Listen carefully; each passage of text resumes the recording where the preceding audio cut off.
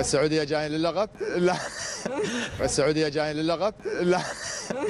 لا، قبل المواجهة أنا ما راح أقول لك شيء، أبى أتكلم بعد المواجهة. ما راح أتكلم قبل. شفته أنا الفيديو، مر علي في أكثر من مكان، ما راح أخليه يعدي إن شاء الله، وبعد المباراة يصير أمام الإمارات وانتزع صدارة المجموعة وتأهل إلى الدور. في هذا اللقاء كرة بمحاولة عرضية داخل منطقة الجزاء، رأسية خطيرة أبعدت في التوقيت المناسب عن طريق سالم بمحاولة مثالية رائعة جدا. انطلاقة السعودية، كرة بتسديده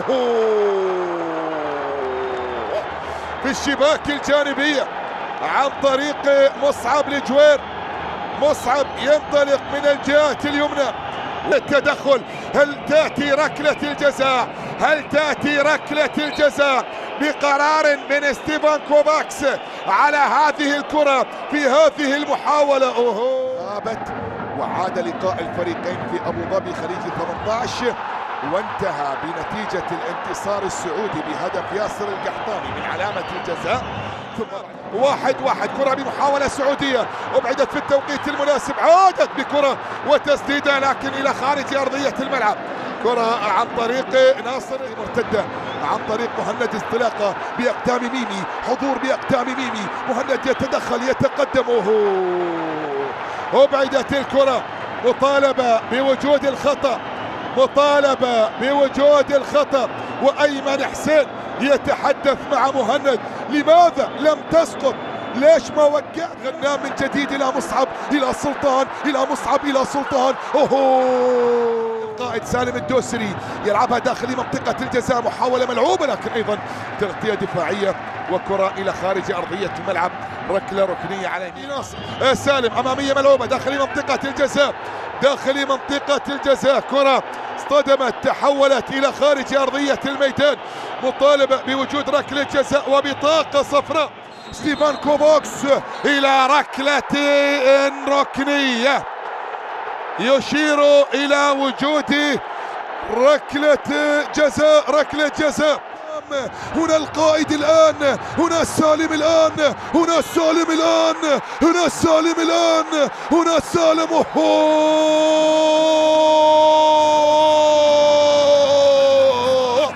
في حضرة سالم السعودي يتقدم وبأقدام القائد يستعيد المكانة ويستعيد الثقة ويضع الكرة في الشباك ويسجل أول الأهداف. ليتقدم الأخضر الآن، ليتقدم الأخضر الآن، وبأقدام سالم تردد الجماهير. جعلك تسلم، جعلك تسلم يا سالم. وبالقدم اليسرى يسجل ويضع الكرة في المرمى ويتقدم لمصلحة الأخضر. كاساس، كرة بمحاولة لمصلحة المنتخب السعودي، أمامية ملعوبة الآن، تقدم بشكل مثالي جدا سالم. الله الله الله الله الله الله، أي ذكريات تلك التي يستعيدها القائد، وأي قدم تلك التي نفذت، وأي إنقاذ يجعل. معاملة الكرت الثاني، كرة بمحاولة لمصلحة الأخضر. الله الله الله الله الله الله الله يا ميمي، عاد الليث الأسد ومن عرينه هنالك يسر ليسمع صوته في كل مكان.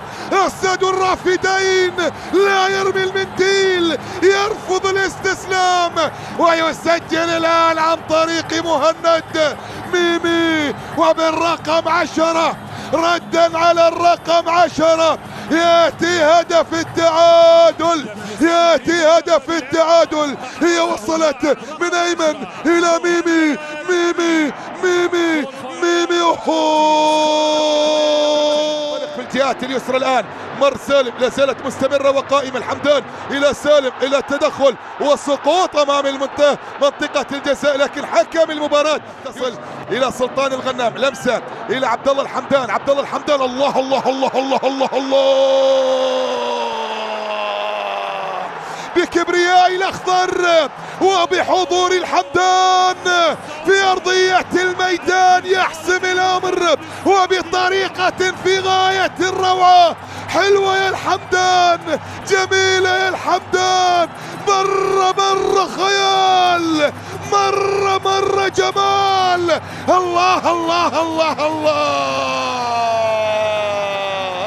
الله يا الحمدان، الله يا عبد الله، الله يا عبد الله. يسجل ويتقدم، يسجل ويتقدم ويعطي الأخضر الآن نتيجة هذه المواجهة، ويتقدم باللقاء. هي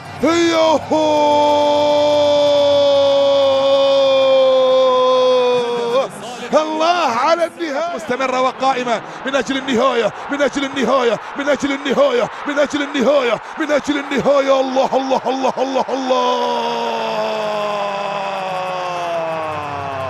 جاكم الإعصار، جاكم الإعصار بعبارة وخر عن طريقه، وخر عن طريقه، وخر عن طريقه. سعودية سعودية سعودية، وبأقدام الحمدان من جديد تأتي عن طريق عبد الله الحمدان. يضمن التأهل الآن، يضمن التأهل الآن ويسجل. خلاص ألف مبروك المنتخب السعودي إلى الدور نصف النهائي. شكرا يا رجال، شكرا يا أبطال على هذا الأداء الكبير الذي قدمتموه. التحية لكل لاعب، لكل نجم في أرضية الملعب، سجل وأبدع وأمتع. انظر إلى العويس، إلى العويس بهذه الاحتفالية الكبيرة من الحارس العملاق. كنت معكم شاري القرني معلقا على هذه القمة التاريخية التي لن تنسى من ذاكرة السعوديين على الإطلاق، على أمل إن شاء الله أن يتوفى. كابتن مبروك، يأشر علم يونس محمود.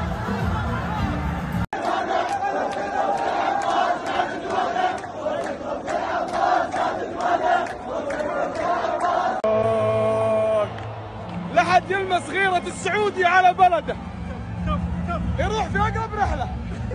كذب علينا. ايش الحركة اللي سويتها دوبك؟ كذا قفل فمك، قفل فمك، تكلم في الملعب. يونس إذا جيت بتتكلم على الكرة في السعودية لازم توقف على رجولك احتراما للسعودية، بعدين تتكلم.